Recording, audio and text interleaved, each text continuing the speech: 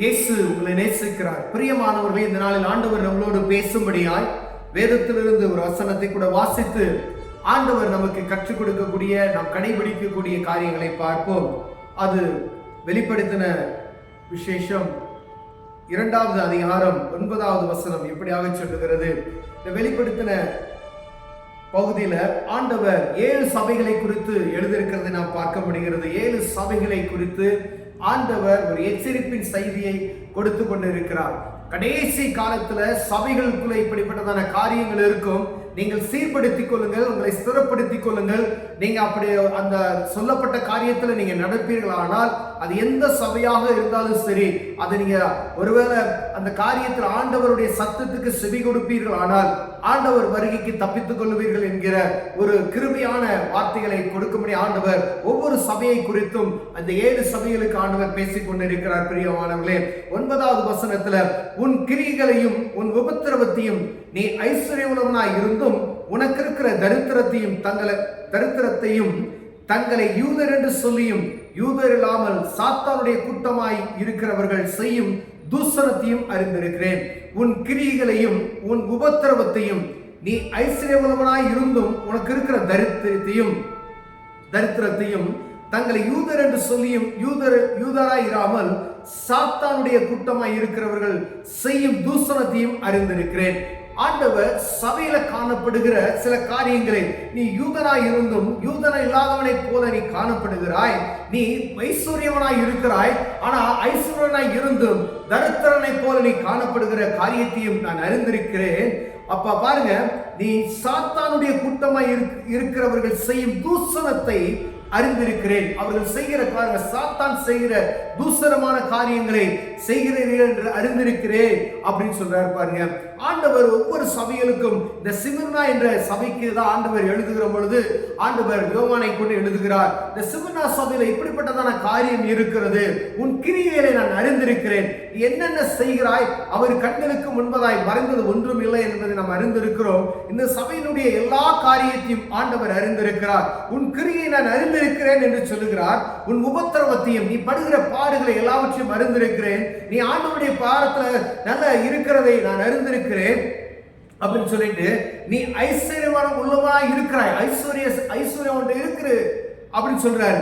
இருந்தும் உனக்கு இருக்கிற தரித்திரத்தையும், அதாவது உனக்கு கொடுக்க முடியும் என்கிற ஒரு காரியம் இருக்கிற பொழுது உன் தரித்திரத்தை நீ வெளிப்படுத்துகிறாய். ஆண்டவருக்கு கொடுக்க வேண்டும் என்று உன்னால் முடியும். ஆண்டவர் சொல்றாரு, நீ ஐஸ்வர்யம் உள்ளவன், உன் ஐஸ்வர்யத்தை நான் அறிந்திருக்கிறேன், ஆனா நீ தரித்திரனை போல அந்த காரியத்தை செய்கிறார். உனக்கு இருக்கிற தரித்திரத்தையும் இல்ல இல்ல இல்ல என்று சொல்லக்கூடிய ஒரு காரியத்தையும் நான் அறிந்திருக்கிறேன்.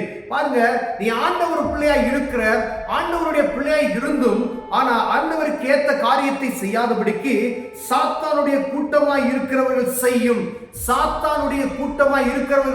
தூசணத்தையும் அறிந்திருக்கிறேன். அவர்கள் செய்யக்கூடிய அருவருப்பான காரியத்தையும் நீ செய்து கொண்டிருக்கிறாய். ஒரு சபைகளுக்குள்ள ஆண்டவர் இப்படிப்பட்டதான காரியத்தை பார்க்கிறார்.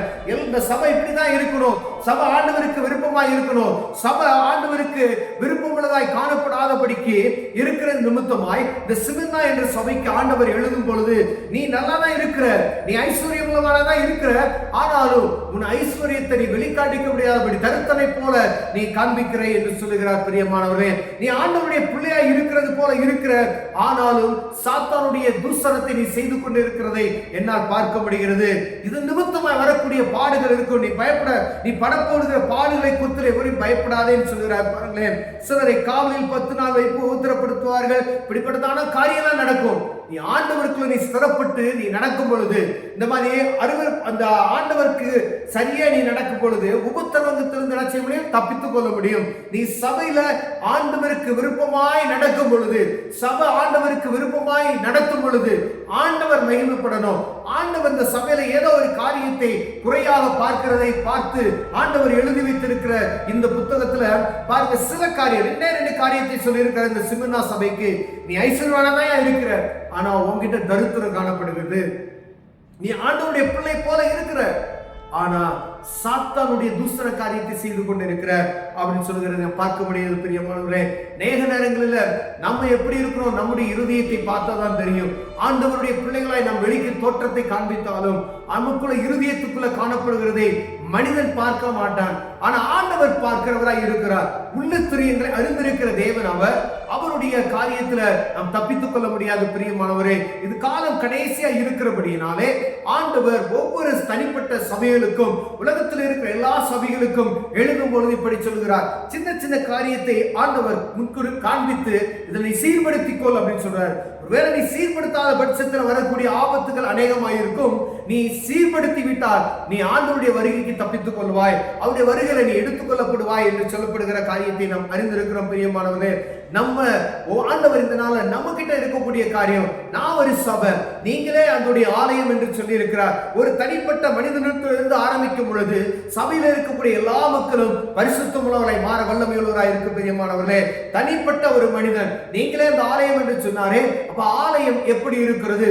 ஆலயம் தீட்டுப்பட்டு இருக்கிறதா? இந்த உள்ளத்துல காணப்படுகிற அசுத்தமான காரியங்கள் ஒருவேளை வெளியில தெரியாம இருக்கலாம், ஆனா எனக்கு தெரியும். என் உள்ளத்துல நடக்கிற காரியம் எனக்கு தெரியும். எனக்குள்ள காணப்படுகிற அருவருப்பான காரியங்கள் எனக்கு தெரியும். ஆனா ஆண்டவருக்கு தெரியும் என்பதை நாம் மறந்து போய் செயல்படுத்திக் கொண்டு இருக்கிறோம். அதனால் ஆண்டவர் என்ன செய்கிறார்? ஒரு உணர்த்துதல் சத்தத்தை நமக்கு கொடுக்கிறார். பிரியமானவர்களே, நீ தரித்திரனை போல இருக்கிற, நீ ஐஸ்வர்யவானை போல இருக்கிற, ஆனா தரித்திரம் வெளிப்படுகிறதையா அப்படின்னு சொல்றாரு. நீ கவனமா இருந்துக்க.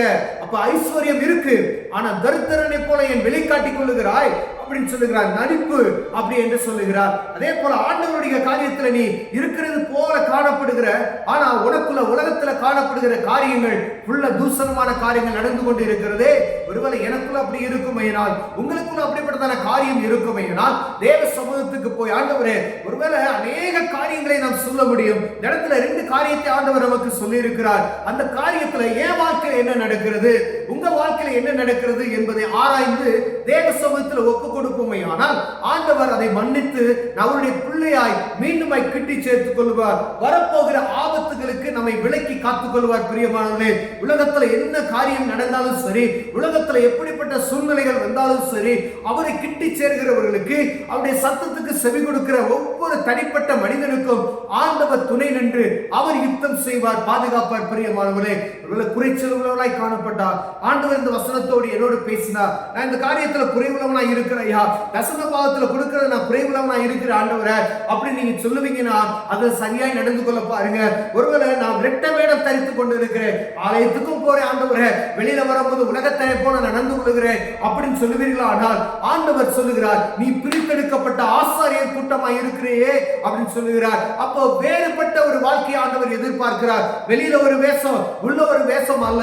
ஆண்டவருக்குள்ள நீ எப்படி இருக்கிறையோ அதே மாதிரி உலகத்துக்குள்ள போகும்போது நடக்கணும். உனக்கு மற்றவர்களுக்குள்ள ஒரு வித்தியாசத்தை நீ காண்பிக்கணும் சொல்லி ஆண்டவர் விரும்புகிறார். பிரியமானவர்களே, ஒருவேளை இதுல நம்ம குறைச்சல் உள்ளவர்களா என்று நாம் அறிந்தோமையினால் தேவ சமூகத்தில் முறையிடுவோம்.